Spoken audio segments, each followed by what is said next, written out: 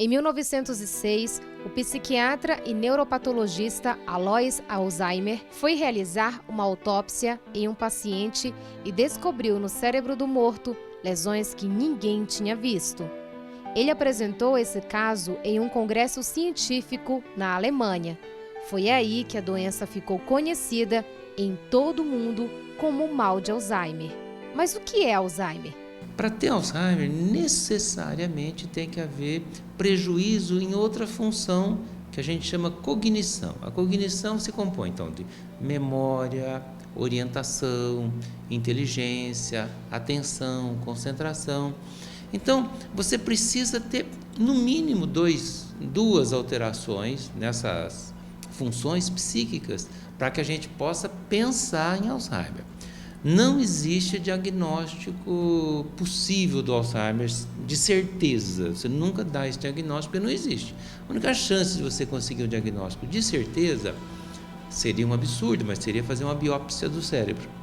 Entendeu? Aí você conseguiria, talvez, detectar aquelas proteínas de amiloide que causam Alzheimer.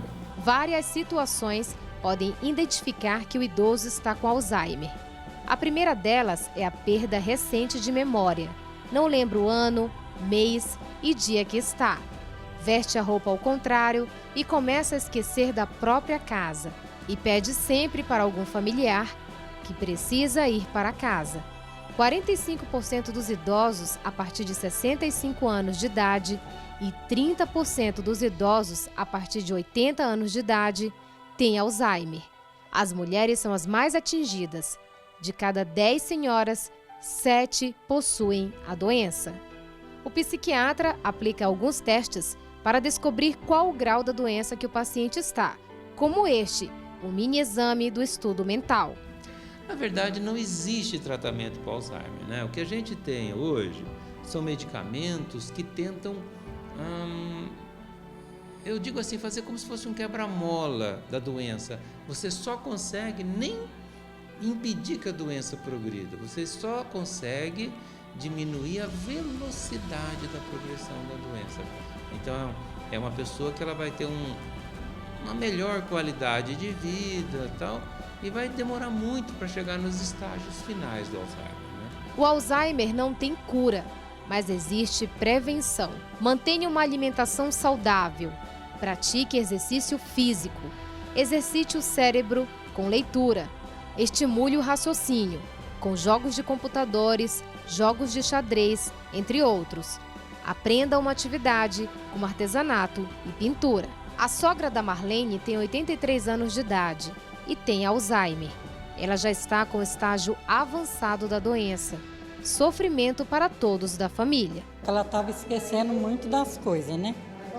Então ela ia fazer as coisas e já fazia tudo errado.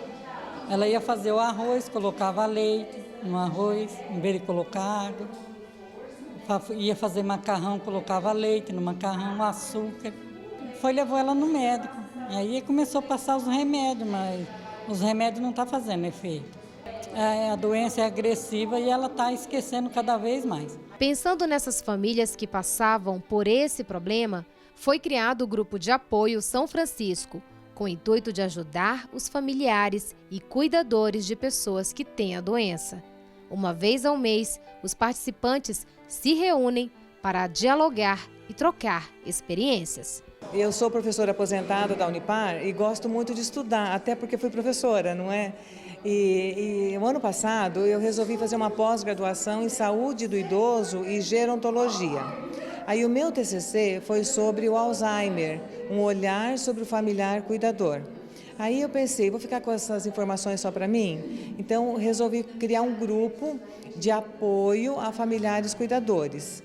Nós abordamos todo e qualquer assunto que diz respeito ao Alzheimer, sobretudo as dificuldades das pessoas que cuidam dos idosos. Por meio do curso de pós que eu fiz, nós trocamos ideias e nos ajudamos mutuamente, isso que acontece. Para quem tem um parente ou amigo com Alzheimer, é preciso ter compaixão, tolerância e paciência.